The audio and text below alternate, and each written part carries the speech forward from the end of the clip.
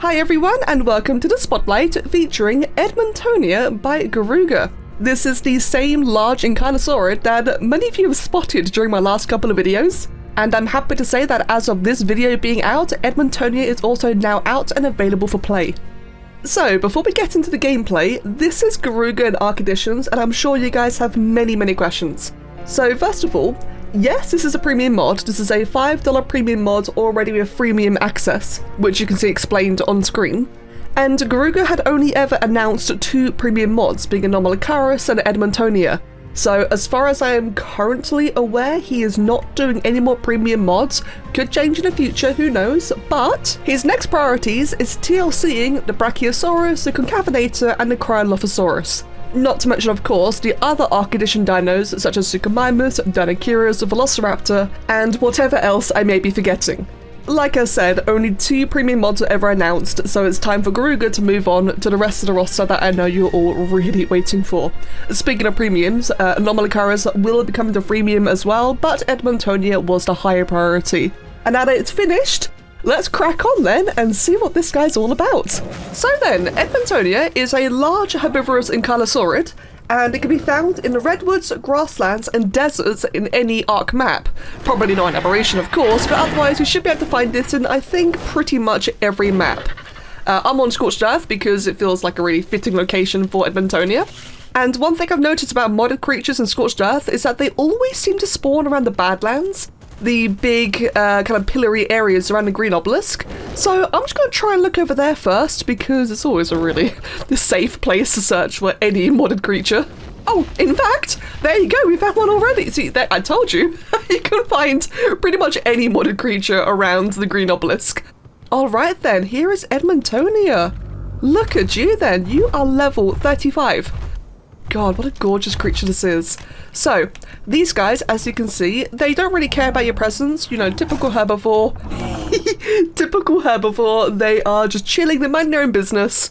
This one, of course, just happened to get into a really dodgy location where it can't move. I promise you, it's actually really good out in the wild. We just happened to find the one special one.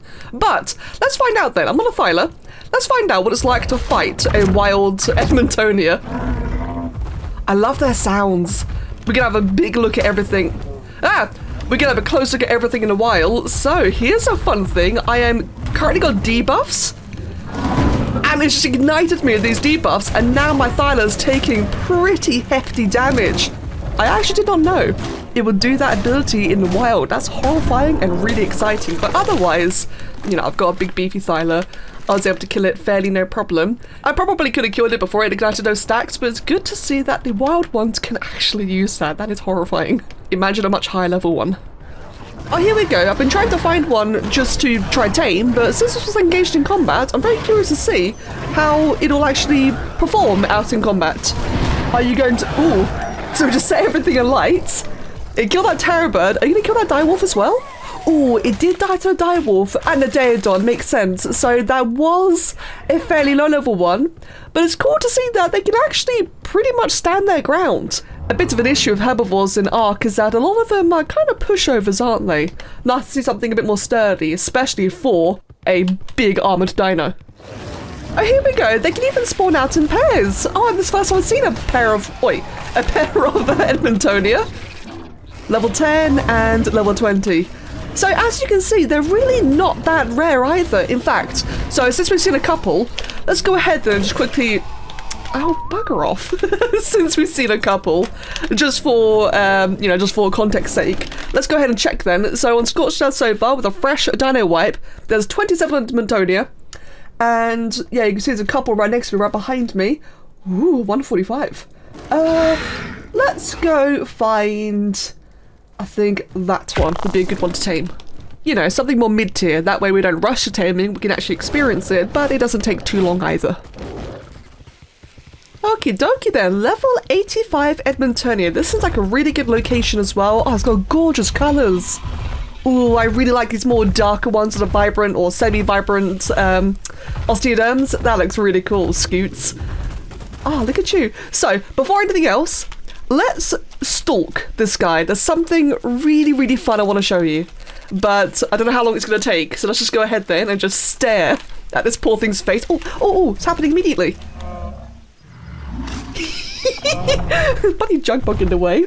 So, this is important. That little sneeze is relevant for its taming, but this is just a thing that you will see wild Edmontonia do.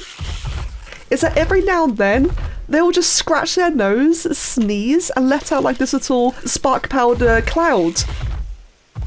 Let's see if we can see another one. Preferably not in that rock, please. God, does it have just such a gorgeous model? And really cool effects on the spikes there, which you can turn off, by the way. See, here we go. Just like a little scratch.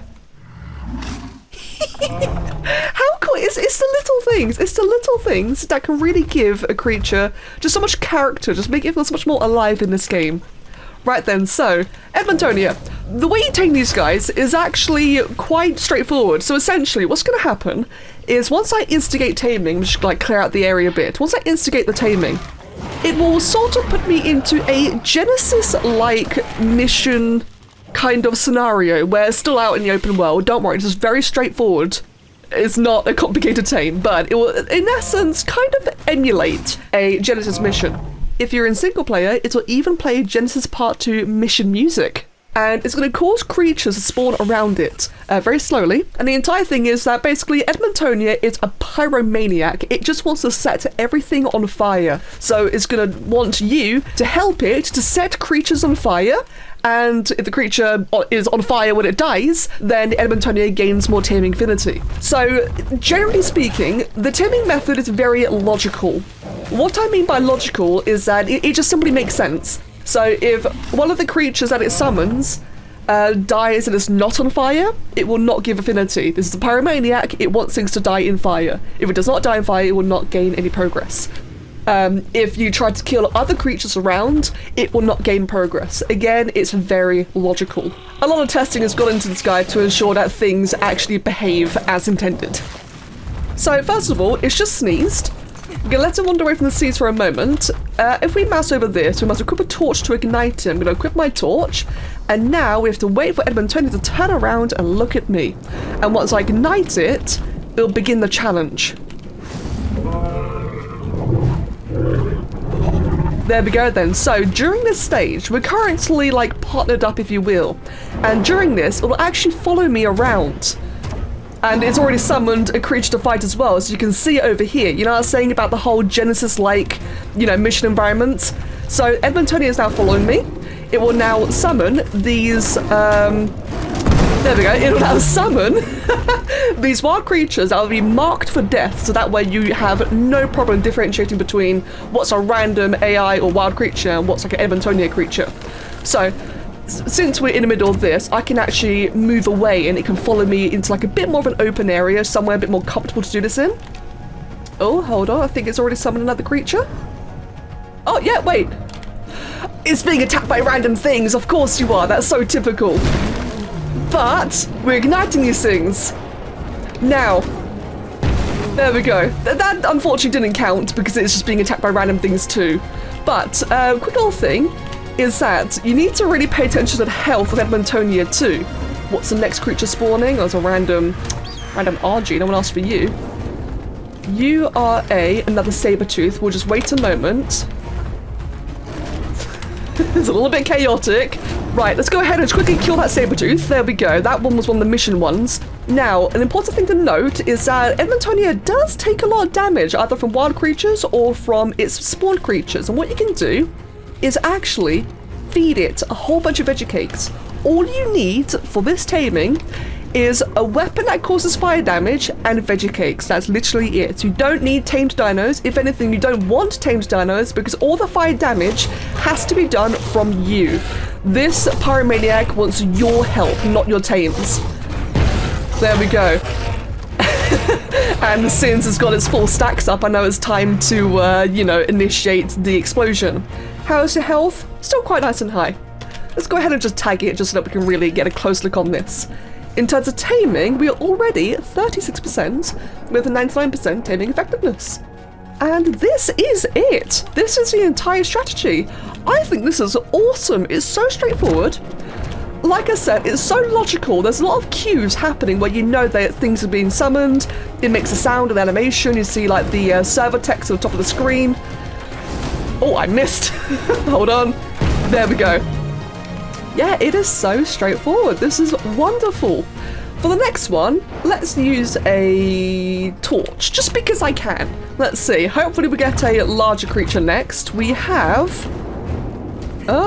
probably another saber-tooth. Again, a lot of small ones, aren't we? Hold on, let's find out.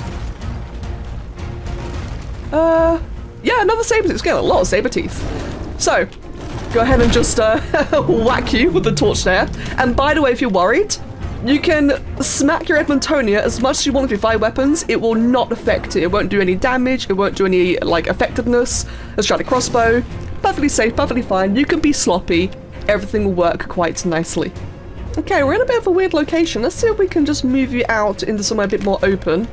Another really nice thing about the taming is that, again, this has been thoroughly tested. Edmontonia will not... Oh, okay. Edmontonia will not spawn creatures that will get stuck in rocks. This has been thoroughly tested, and if you try to tame one in, like, a really claustrophobic location, it'll outright tell you, please go move somewhere a bit more open. There we go. So... Garuga's really made an effort to try and make this as bug-free as possible. Okay, your health is getting a little bit low. Let's go ahead then and just feed you some veggie cakes, which has no cooldown, by the way, which is so handy. My thyla's being attacked all the way over there. Well, that's fine. I don't really care about that thyla, to be honest. Oh my god, so many small creatures. Give me a big creature, please. A dire wolf this time. Come on. Oh, I missed. Hold on. Try again. There we go. Come on, summon me a big creature. I want to show something. Ah, this time we've got a terror bird. Another really quick, you know, just instant singular bomb debuff one. Ah, here we go. This time we have a Rex. Fantastic. So yeah, you can summon things like Rexes. Now, what I want to quickly check out is that you will see as it hits it, in case it wasn't already obvious, you have all of these bombs here. Now, when you get to max stack bombs, if you then deal the fire damage, it'll pop for maximum damage, 1,485. Now, you can ignite... Oh, there you go. You can ignite the bombs earlier if you wish to. Maybe Edmontonia's really low health. You want to quickly, you know, just get it over with. What are you doing, you big weirdo? Are you swimming?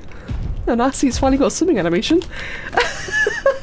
As I was gonna say, yeah, so you can trigger the bomb sooner if you wanted to, but typically you're better off waiting for it to get a full maximum stacks. That way when you ignite them, it does the full maximum damage. And that is the entire taming. It's really that simple. And this is a level 85 as well, so for an 85 on 1 times taming, that went pretty darn quickly. It also really helps that the Edmontonia will fight random wild creatures alongside you. That way, even though it doesn't give it any affinity, it still just helps avoid the entire process from being frustrating because it will help you. So, while we take a look at this, there's one more thing in regards to taming I want to mention, and then we'll check out the actual creature itself. So, I just want to quickly mention that regarding taming, you saw me using a flame arrow crossbow. You can use any fire weapon. Again, it has to be a weapon, it has to be you doing the damage. So you can use torches, you can use crossbows, and you can use flamethrowers. I used a crossbow flame arrow because it is the easiest one to use, but technically a flamethrower would deal the most damage, and since you want the creatures to die while inflamed, a flamethrower would be the best weapon, but it's also the most expensive one. And a primitive flamethrower has quite low durability, whereas getting a quality crossbow and multiple flame arrows is very easy. So in case you're wondering, again, any fire weapon, you could tame Edmontonia with nothing but torches if you really wanted to, but personally I think flame arrow is the easiest and most reliable, most consistent, nice range as well as a big higher range one for taming Edmontonias with. Now then, let's get to actually using this guy then. So, there is 3 phases if you want to talk about Edmontonia. There's it as a gatherer, there's the regular basic attacks and utility, and there is the extended attacks and utility because it does have a secondary saddle as well. So, first of all, in terms of mobility, this guy is crazy mobile. It has amazing strafing backwards, like it can run backwards and sprint. It can sprint backwards strafing. It's really, really maneuverable, and this is nice because just, you know, both for combat and also for gathering. Speaking of gathering, it's an ankylosaur or a nodosaur. So this can gather all manner of rocks and materials. Oh god, my harvesting rates are busted. It doesn't normally gather that much. But yes, it can break any stone, any metal. I've already tested it. It can harvest gems and element ore in aberration and silicate in extinction. So yeah, again, typical nodosaur, it can harvest everything. And that's just with basic left click. With the C, it can also gather berries. And again, I've tested it in aberration. Its berry gathering does also include like the biotoxin mushrooms and all that kind of stuff. So this is an extremely versatile gatherer. To add on top of that, when gathering rocks, it can gather sparkpowder. This is really, really important. You can bugger off. There we go, hold on. So like I said, it can gather sparkpowder. We're gonna hold on to that. Again, my gathering rates are very busted. It's not that much normally. And if you try to gather it from trees, it'll gather charcoal. So this guy's unironically amazing for, let me double check. Yeah, for gunpowder farming. This guy's amazing for weaponry and ammunition, you know, resources in general, let alone it will need a sparkpowder for its own abilities. They can swim, and I do believe they have pretty good climbing. I mean, obviously, you know, it's a big walking table, it's a big walking potato, so it won't, you know, climb mountains too well, but it's not better than an anky, okay? It's better than the ankylosaur. Here you go. Wow, I just climbed a mountain. That was sick. Speaking of walking on mountains, I'm going to show you something that most of you probably won't care about, but I've watched this poor man rack his brain for an entire week obsessing over getting this working. And that is things like the IK. Hold on. Things like this. Edmontonia's got really, really good IK where, you know, the footsteps, like, properly conform to the ground and different ledges and such, and it's something that can look very goofy when it's not done right. And like I said, I saw this poor guy for like 10 hours a day for an entire solid week. You tried really hard to get it right. I don't know how IK works. I just know that a lot of modders really struggle with it, and I just wanted to make it known, you know, you really put a lot of time into making it good. I've learned that a lot of things in modding is one of those situations where if you do a good job, no one notices. And he's done a really good job, and thus no one's going to notice. So I just wanted to point it out. Okay, Edmontonia attacks. So first of all, we have the regular primitive saddle from level 60. Requires a smithy, requires fiber, keratin, hide, and metal ingots, and both saddles, by the way, can be found in supply drops. I'm not sure which ones off the top of my head, but you can get quality ones in supply drops. So, in terms of attacks, first of all, left click, which can be used on the move as well. Just one of those minor things that it's really nice. It's annoying when creatures stop while attacking. Edmontonia can attack on the move and can also attack backwards, sprinting on the move as well. Now, as we may have seen enough of by now, hold on, it's a jug bug. It's a Dinotherium, hold on. I'm just going to take a moment and just disable resource harvesting. And let's level a couple of points into melee. And let's go harass that Dinotherium, which is already watching me. Okay, it's ready. I'm ready, it's ready. So, this guy's attacks are really fun. And the extended saddle attacks, the Flamethrower saddle, is even more fun.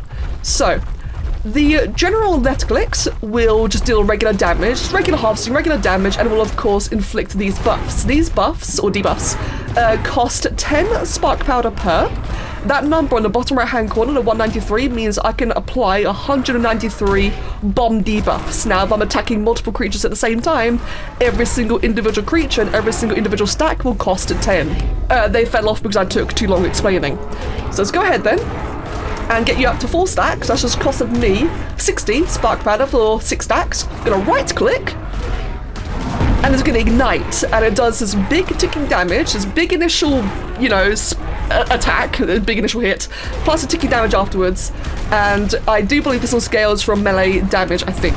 And as you can see, it does have an internal cooldown. You can't just stack more of the debuff immediately. It's gonna take a while before you can reapply again, but for the most part, it's pretty effective. Next up, I want to try the Diamantina. So we're gonna go ahead then, and oh, that's a lot of stacks. So I'm gonna go ahead and just keep, oh my god, that shake. Oh, Alright then, Nick.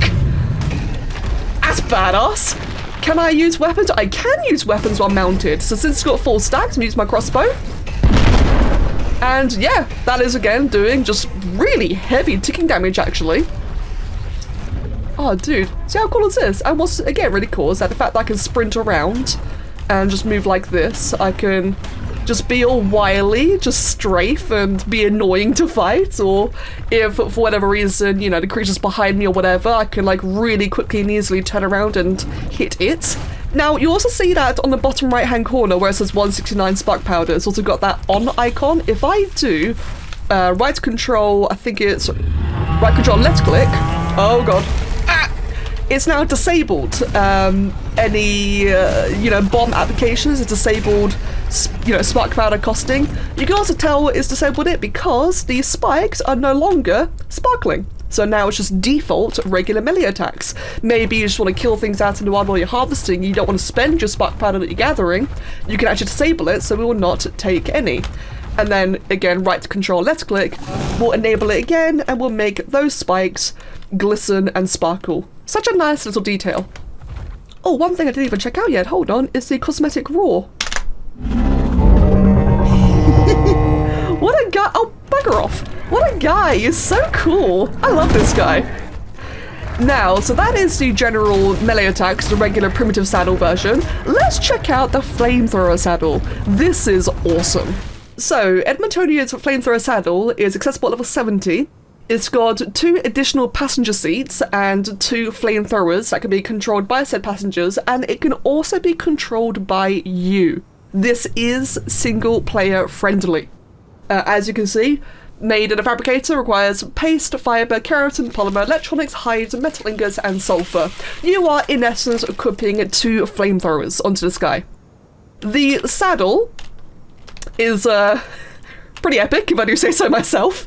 So the saddle was designed by Charizard, and I made the majority of the model, which I'm really bloody proud of. Sorry. So I did most of the base model. Loki did the straps and the helmet and the retop on the primitive saddle. And Loki also did the big canopy as well. I then also made the entire flamethrower seats themselves, to which then Big Al retopped and added in a couple of the little straps, and Garuga did of course all the heavy work, all the weight painting, animating, textures, materials, etc. I did the high poly details such as like around that little bag there. Yeah, and again all Charizard's concept. Everyone did an amazing job, and I am just very proud. Okay then, so, as you can see, currently with the Flamethrower saddle equipped, I'm still using my regular melee attacks. So I don't lose any functionality. We're just sitting there chilling, we're killing things same as normal, I can harvest things as well. Can I get a character sap if I use C? Oh no, wait, I've disabled to harvest resourcing. Never mind, I'm stupid. Okay, so, like I said, it has all the regular melee attacks, but if I go ahead and hit spacebar, I am now controlling the flamethrowers, and it also zooms in and hides a canopy, which is a really nice quality of life. And the flamethrowers are quite simply left click. Oh wait, no ammo. Where's my ammo? There it is. They are quite simply left click and right click. And this is just amazing. Like, for a start, it's so user friendly. This is incredibly straightforward. I think, in my opinion, as far as a lot of, you know, recent, both modded and official creatures have gone, I felt like our creatures in general are starting to suffer with ability bloat and just being needlessly complex in terms of their controls, but I don't feel very, what's the word I'm after? Intuitive. They don't feel very intuitive. I don't know about you, but sometimes I have to keep on checking what button does which, because again, some creatures nowadays are just getting like just so complex. Edmontonia is beautifully straightforward. It's just a fun, chill creature, very well balanced, feels great to use. So anyway, as I was going to say, a bit of a tangent there, this Diamantina. So then, I go ahead and just attack it a couple of times, stack up all those many bombs, and again, you can get quality saddles in supply drops. I'll now switch over, and instead of using my tail whip to ignite the bombs, I will now use double flamethrower, and I'm getting all the flamethrower damage as well. Now, like I said, this is literally 2 flamethrowers, so I am going through my little canisters, my ammo, very quickly, but hey, It's burning. It's really burning. Oh my god, that is actually doing so much damage. Whee! I love this. It's just so well executed. Hello there, wolves. I'm gonna go ahead and just strafe around so I can hit both of you at the same time. Hold on, that's 1, 2, ignite. Whee! How cool is that? Oh my god, these are wolves, so and I do have a primitive sound also. They are doing quite a number on me. Die! Die in fire! Oh god, but they are dire wolves. I got veg cakes on me. What am I doing? There you go. God, I'm a numpty sometimes. Why do you guys watch me? The mistakes I make sometimes. Pego! Die! And again, more Pegos! Die! Oh no, this is far too fun. Like I said, it's just a good, simple creature. Like, I say simple, in terms of like coding, this is like hella complicated. But in terms of like actual gameplay, like, you know, the user experience, it's chill. You're just riding a pyromaniac anky. What more do you want? It harvests real good, it explodes things real good, it's got really cool flamethrowers that you, as a solo player, can control. Or if you have friends and they can jump on the turrets for you. It's just fun. So one more thing I almost forgot to check out is, if I go ahead and do control right click, I can drop down these powder clouds, and you know what I'm going to do? I'm actually going to drop down a couple of these. How much do they cost? Was that a cooldown? Hold on. No, there's 2 of them there. Let's just move over here and we're going to drop down another one. It costs 50, okay. So these little spark powder clouds cost 50 spark powder per. But, so you got this entire line here. I don't know how long it lasts for. I imagine probably not too long, but what I can do is from a distance, I'm going to go ahead and ignite the first one. That did not do anything. Hold on. Try again. Oh, okay, yeah, they're already running out, so they don't last too long. Okay, that would have been really cool if all 4 were active, but it actually kind of ignites the whole line of them in a row, so if for whatever reason you wanted like an entire wall of fire, you can do that. Oh, passenger seats. Can I actually equip them myself? I can! So this is what you would see as a passenger. Really nice overall like viewing. Nothing too obtrusive in the camera. It's nice and it's very responsive. It's awesome. Very, very nice. Okay, let's try again then. Let's make another row of hellfire. And while I'm doing it... Oh, that's it saying no. Hold on. There you go. And that's another one. And before it runs out, let's just go ahead then and just quickly right click. Whee! And all of them went pop. Okie dokie then, I do believe that is indeed everything. There's more things I'd like to check out, such as how this does in boss encounters. I've heard Edmontonia is actually, you know, not bad for bosses. I'd like to check, you know, like orbital supply drops and the Phoenix taming, but I think I ran out of time for today. Why is it producing so many clouds? Oh my god, wait, what is happening here? I mean, it's going through all my spark powder, but at the same time... I don't know why it's making so many clouds, but that's really cool. Anyway, hold on, is it a toggle? It's a toggle. Oh my god, I was doing it wrong. I thought you had to place down one at a time. No, it just... You turn it on and it will just produce them again and again. Oh my goodness, that is really cool. Anyway, run out of time. I'd love to check out more things, but you know, this is the gist of Edmontonia so far. I really hope you all enjoy this. The mod should be available by the time you see this video. Thank you so much to Garuga and to everyone for everything. This is such a fun creature and I really look forward to playing with this more in the future. And as always, everyone, thank you for watching. Hope you've enjoyed it. Hope you take care of yourselves and I'll see you all again next time. Cheers.